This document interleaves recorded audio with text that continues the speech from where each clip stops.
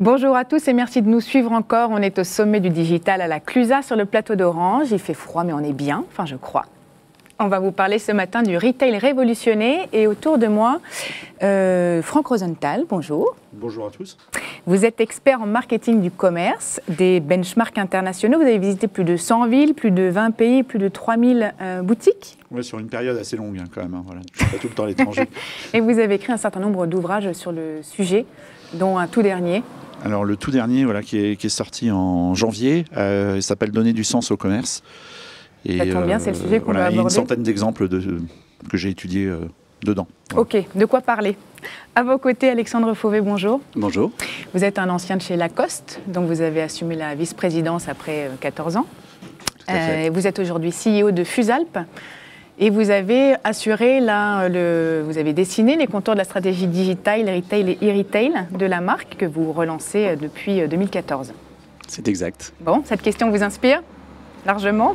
Oui, bien évidemment, oui. Il faut se réinventer. Oui. Et je pense que c'est aussi une question d'équilibre, parce qu'on a beaucoup parlé évidemment de digital, d'e-commerce au cours de ces 10 dernières années. Oui. Et puis en fait, il y a un coup de braquet qui a été très très fortement donné vers le digital, le tout digital, j'ai envie de dire, avec les pure players dont on parlait régulièrement. Et puis après, on s'aperçoit que les gens qui s'appellent Amazon reviennent au commerce de détail, commerce de proximité, avec une forme d'humanité.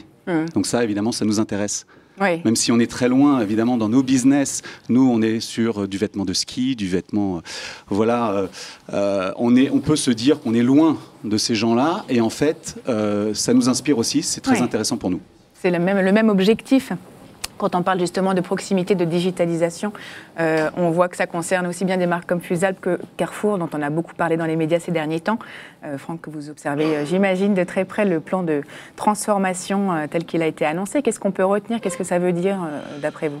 Alors, déjà, il y a une ambition qui est clairement affirmée, c'est d'être le leader mondial de la transition alimentaire. Globalement, ça veut dire que c'est de faire le lien entre tout ce qui est alimentation et santé.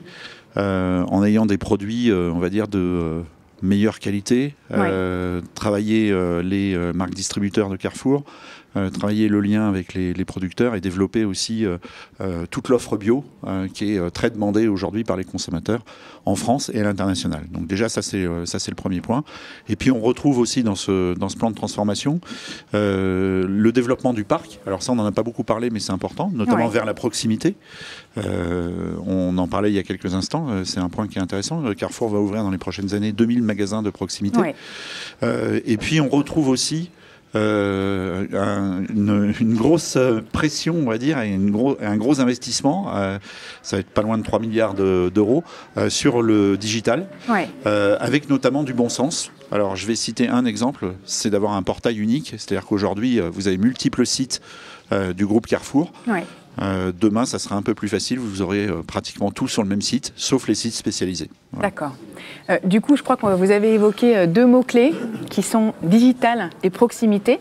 Forcément, il y a Amazon qui cristallise beaucoup de craintes et le digital est au cœur de toutes les conversations quand on parle de retail comme d'autres choses. Mais finalement, en France, 90% des consommateurs veulent quand même faire leurs achats en magasin et réclament de plus en plus de proximité. Vous, Alexandre, vous ressentez cet attrait pour les marques de proximité depuis que vous avez repris, par exemple, Fusalp? Oui, évidemment. Mais aussi, c'est lié à notre positionnement, je crois. Donc, en fait, je pense que dans le commerce, il faut distinguer la transaction et la rencontre. Oui. Il y a les transactions faciles pour des produits du quotidien et on va s'inscrire dans une forme de confort. Finalement, on va rester dans notre canapé et puis on va commander en ligne et on va se faire servir, livrer dans la foulée. Bon. Et puis après, il y a aussi évidemment le commerce de plaisir. Et là, on est dans une rencontre. Et c'est là où l'humanisation du commerce est intéressante. Et une fois de plus, je pense qu'il faut traiter les deux à la fois. C'est pas l'un ou l'autre, c'est ensemble. Oui, c'est cette fameuse notion de phygital, c'est ça dont on entend parler aussi tout le temps. C'est le grand écart entre la présence physique et Et la stratégie digitale d'un distributeur? Pour moi, le digital, je le vois plus comme le digital en magasin. Ouais. Donc, c'est le lien entre les deux, mais à partir du magasin. Ce qui est intéressant, c'est de regarder aujourd'hui qu'il y a des liens qui se font partout, puisque vous avez peu de consommateurs qui sont exclusifs digital, donc ils vont beaucoup en magasin. Et inversement, c'est aussi le cas, c'est-à-dire vous avez peu de gens qui sont exclusifs magasin et qui ne vont pas en digital. Donc la tendance, c'est vraiment de passer d'un canal à l'autre. De prendre le meilleur des deux et d'essayer finalement d'apporter le meilleur du in-store online et le meilleur du online en magasin, de prendre toute la notion de service, la livraison en un jour ouvré, le click and collect, s'inspirer de tous ces modèles très digitaux et à l'inverse, aller chercher... Oui, ce qu'on voit dans toutes les études, c'est qu'il y a une vraie complémentarité entre les deux. C'est-à-dire que les points forts du digital, c'est la préparation des achats, par exemple. C'est les inspirations. C'est aussi la possibilité d'acheter 7 jours sur 7, 24 heures sur 24, enfin, etc. Voilà. Donc ça, c'est bien identifié aujourd'hui par les consommateurs. Et les points forts du magasin physique, c'est de pouvoir repartir tout de suite avec son produit. Je vais chez Fusalp. Et s'il fait un peu froid et que je veux repartir avec une parka, je peux repartir immédiatement avec. Voilà. Je peux l'essayer, je suis sûr qu'elle me va. Je peux discuter avec la personne pour savoir si c'est la dernière collection et si c'est quelque chose qui me va bien par rapport à la mode aujourd'hui. Donc c'est les avantages du physique. Et finalement, les deux intéressent les consommateurs aujourd'hui. D'accord. Du coup, quand vous avez réfléchi à la distribution de Fusalp, qu'est-ce que vous avez retenu de ce que vous voyez dans ce secteur? Comment est-ce que vous avez décidé? Vous avez décidé de commencer par Colette avant d'arriver dans les corners du BHV, puis ensuite de miser sur une boutique en nom propre que vous avez vachement théâtralisée. Vous voulez bien partager un petit peu toutes vos réflexions? En fait, Fusalp a un positionnement peut-être un petit peu décalé, un peu différent finalement des marques qui évoluent dans ce secteur du vêtement de ski, en tout cas à l'origine. Dans la mesure où en fait elle va évoluer, j'ai tendance à dire qu'elle marche sur deux jambes, comme nous-mêmes, la mode d'un côté, le ski de l'autre. Et donc effectivement on a eu ces initiatives qui étaient des initiatives dans l'univers de la mode, mais ensuite on a aussi des initiatives très fortes dans l'univers du ski. Et notamment dans l'univers de la compétition, puisqu'on revient en fait à la compétition et notamment à travers une équipe qui sera présente au jeu dans quelques jours. Et pour nous, c'est évidemment retrouver l'esprit de compétition de la marque, se dépasser les équipes sur un plan technique. Et in fine, c'est quoi? Pour nous, c'est ce positionnement hybride. D'accord. Qui fait à la fois la richesse de la marque, mais aussi sa complexité, et je pense notamment en termes d'équipe, d'organisation, de compréhension des choses. La vraie difficulté, en fait, lorsque l'on parle à la fois de digital et puis d'environnement physique et de commerce physique, ce sont les organisations derrière, en fait. Ce sont à la fois donc les flux de marchandises qui communiquent pas forcément entre eux, entre les deux mondes, j'entends, et puis c'est une culture. C'est une culture, il ne faut pas siloter d'un côté l'e-commerce, de l'autre le commerce retail, et puis encore, nous, on a aussi le commerce wholesale, c'est-à-dire en fait les ventes aux revendeurs qui vont ensuite vendre aux consommateurs finaux. Donc pour moi, en tant que CEO, en tant que dirigeant d'entreprise, il y a une vraie complexité d'organisation, de compréhension en amont. D'accord. Et je retiens... Placement de produit. Merci PPC. Placement de produit. Bonjour, merci, ça va, PPC. bien. Comment ça va? Bonjour. Comment se passe la scène? Super. Sur scène, c'est chaud, c'est bien. Là, on a un pestacle en ce moment. De qui? De 2020. Très bien. Qui nous donne un truc fantastique. Je suis désolé, les gars, je vous pète votre émission, mais c'est juste un bonheur. Mais fais pas baver ceux qui sont pas là en leur racontant tout ce qui rate. Écoute, ils sont là, ils profitent des choses. On peut aller voir. Tu peux rappeler le hashtag? Je t'embarque. Le hashtag, c'est @somdig18. Et quand vous regardez ce direct, c'est hashtag. Merci PPC. Somdig18 TV. Je te laisse. Ciao, je file. Voilà, bon, pour vous qui ratez ça, il est là, il est sur scène. Et nous qui cherchions à dire des choses importantes. Oui, c'est ça, exactement, à faire le tour. En même temps, on parlait d'hybridation, c'est un peu hybride comme concept aussi, c'est bien. Non, moi j'ai retenu le mot hybride qui m'intéresse aussi énormément parce que j'ai l'impression que c'est hybride parce que vous avez une culture hybride, mais hybride parce que vous avez aussi choisi dans vos magasins l'hybridation. Je pense notamment à Paris où vous avez, plutôt que de miser sur la vente de vos produits, choisi de finalement être dans une culture de marque, de faire partager. Alors il y a des lunettes d'autres marques. Vous vendez des produits qui ne sont pas que Fusalp. Oui, tout à fait. Mais ça, c'est parce qu'on aime l'artisanat, on aime les belles choses, et on invite en fait ce que j'appelle moi les marques amies qui sont dans notre univers, qui sont souvent des marques alpines. Et je pense là à Vuarnet par exemple, à Arpin, des gens qui font des produits qu'on adore en fait, de grande qualité. Souvent, enfin d'ailleurs ce sont toujours en l'espèce des marques françaises.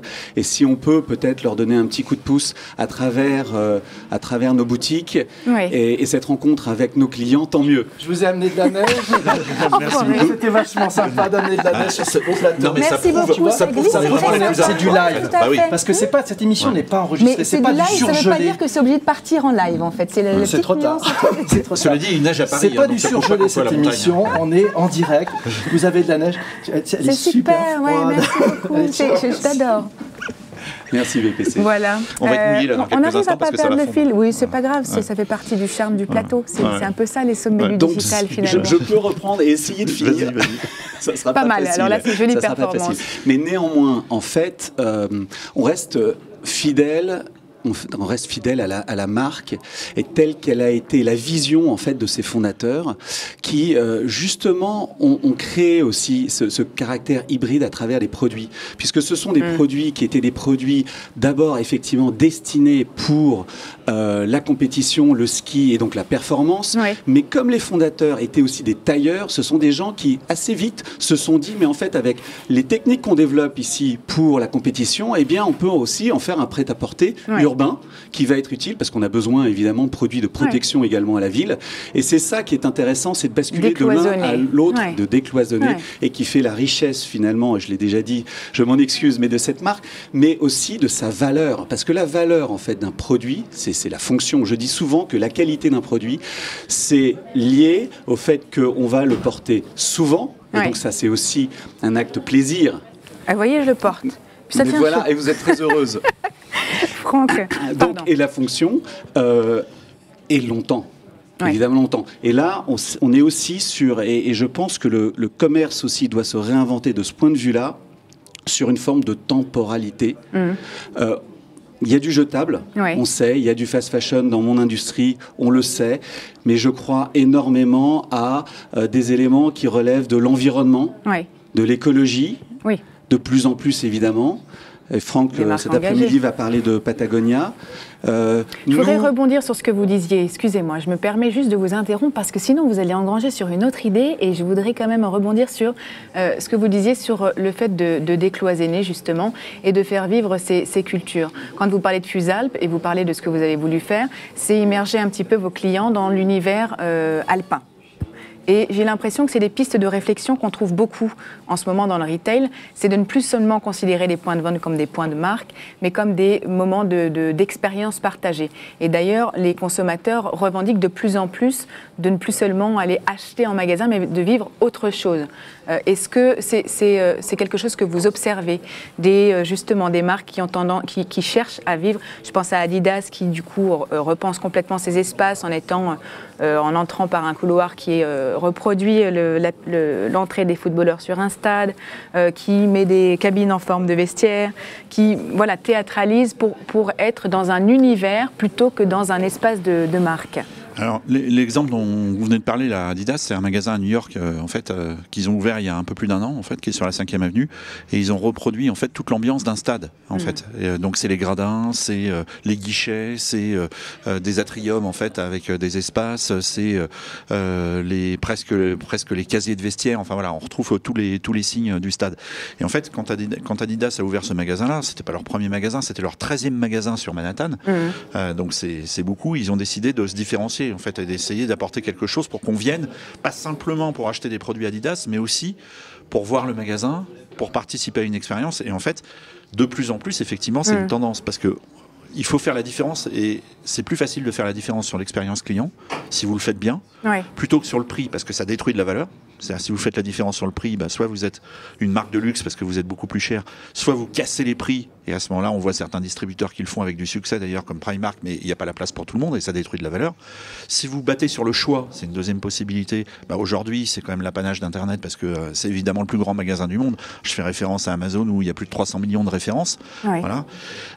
Et puis les marketplaces qui permettent d'avoir des magasins de plus en plus larges. Et puis si vous battez sur les services, c'est un peu compliqué parce que on sait que nous, consommateurs, on ne veut pas toujours payer le service, quoi, en fait. Voilà. Ouais. Donc l'expérience client, c'est finalement le terrain le plus riche pour se battre aujourd'hui. Et en plus, quand on se déplace et quand on va dans un magasin, on a envie pas simplement d'acheter un produit, mais de vivre une expérience qui est positive. Et quel est le nom de cette grande surface américaine qui justement a mis à disposition des peignoirs pour que les clients puissent essayer les pommeaux de douche dans leur propre magasin, qui a mis des fours qu'on peut utiliser pour aller cuire son poulet pour voir si, c'est poussé. C'est Perch qui a fait ça aux États-Unis. Voilà, ils ont développé un magasin dans lequel on peut tout tester, quoi, en fait. Et quand vous achetez une cuisine, globalement, il y avait Movalpa qui intervenait là tout à l'heure sur la scène des sommets. Vous achetez une cuisine à peu près tous les 15-20 ans, quoi, en fait. Vous avez besoin d'expérimenter les choses. Si vous avez, par exemple, sur le four, si vous avez des enfants, on peut toujours vous raconter que le four, vos enfants peuvent passer à proximité.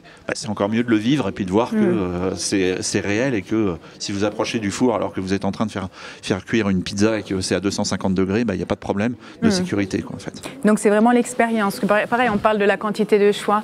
Oui, mais attention là, ça c'est une expérience qui est liée donc évidemment à la fonction, à des critères d'achat qui sont très tangibles. Oui. Et puis après, vous avez l'expérience que je vais qualifier peut-être d'émotionnelle. Oui. Et là, on est dans quelque part l'intangible. Donc et finalement, la valeur. Il y a beaucoup de choses dans l'expérience, ouais. Oui. Ouais. Non, mais très clairement, il y a beaucoup de choses. Voilà. Si on devait le définir, moi je dirais que l'expérience client, c'est la somme de tout ce qu'un commerçant, une marque, une enseigne donne à vivre à ses clients. Alors ça va, et je suis d'accord avec la remarque d'Alexandre, ça va des choses les plus spectaculaires. On vient de parler de Perch aux États-Unis, on vient de parler d'Adidas, enfin, etc. Donc ça, c'est des choses qui sont très spectaculaires. À simplement faire en sorte que mon parcours dans un magasin soit fluide. Oui. Vous voyez l'enjeu, par exemple, sur les hypermarchés. En fait. Et du coup, dans cette fluidité, justement, qu'est-ce qu'on va retenir du digital, qui pour le coup est le plus fluide des... Moi, ce que j'ai envie de retenir du digital et qui est une conséquence quand même très très forte de nos comportements et in fine de la réflexion qu'on doit peut-être avoir dans l'univers du commerce, c'est que le digital nous offre le don d'ubiquité. Oui. Et ça, c'est in fine, je trouve assez intéressant, pour pas dire très intéressant. C'est-à-dire qu'on est à la fois là et ailleurs. Ouais. Et dans le commerce, finalement, c'est un petit peu ça. C'est-à-dire qu'en fait, on va avoir des gens qui vont entrer dans les boutiques et qui vont tout de suite être évidemment dans la boutique, mais qui vont échanger avec des gens qui sont ailleurs, qui sont en dehors de la boutique. C'est un élément, c'est un marqueur très très fort qui ensuite d'ailleurs va avoir pour conséquence peut-être l'hybridation, c'est-à-dire qu'en fait ces deux concepts se nourrissent l'un l'autre, je crois. Ouais. De même que donc quand on parle de commerce hybride en ce qui nous concerne, on va faire venir l'univers alpin, l'environnement alpin dont on parlait en plein cœur de Paris. Et là, on se retrouve à cheval sur deux univers. Ce don d'ubiquité, pour moi, est quelque chose de très fort. Ouais. Et du coup, fluidité, c'est aussi, j'imagine, reprendre les notions de services d'interaction. Est-ce qu'à un moment donné, les interfaces Oui, pardon, vous avez envie de... Non, mais je suis désolé. Il y a un élément qui est peut-être fondamental, c'est qu'aujourd'hui, il y a une exigence très très forte, on le sait, du consommateur, qui ne souhaite plus aucune friction. Il n'y a plus de friction. Voilà. Tout doit être lisse, tout doit être évident, tout doit être rapide, seamless comme on le dit en anglais. C'est-à-dire easy shopping. Easy shopping sans couture. Ouais. Et ça, c'est facile à dire, c'est incroyablement difficile à faire. Ouais. C'est incroyablement difficile à faire. C'est incroyablement difficile à faire parce que vous avez aujourd'hui multiples points de contact entre le consommateur et sa marque ou son enseigne. Donc déjà, il faut savoir où vous allez travailler. C'est difficile de travailler sur l'ensemble des points de contact. Donc il faut choisir les bons. Donc déjà, ça c'est la première chose. Ensuite, il faut, particulièrement sur le commerce physique, faire en sorte que tout le personnel participe à cette démarche, soit formé, soit motivé, soit souriant, soit agréable, ne laisse pas un client sans la réponse à la question qu'il a posée. Voilà, donc tout ça est difficile à faire et c'est le sujet numéro 1. C'est-à-dire qu'on parle beaucoup d'Amazon. Amazon, ils arrivent en fait en résolvant les points de friction. En fait, ils les suppriment et c'est leur méthode. Donc plus vous avez des enseignes qui sont vulnérables parce qu'il y a plein de points de friction et parce que leur expérience globale n'est pas terrible, plus ils sont soumis et exposés en fait à ce que peut faire Amazon. Voilà. Merci à tous les deux pour toutes les réponses que vous avez apportées à cette vaste question. On aurait eu besoin du double de temps, mais ça y est, le temps qui nous était imparti est écoulé. On va laisser la place à Laura Jane Gauthier qui va parler d'abonnement et de comment réussir à engranger des abonnements dans les médias, ce qui n'est pas non plus une chose aisée. Je vous souhaite un bon sommet et je vous dis à bientôt. Merci. Au revoir. Merci.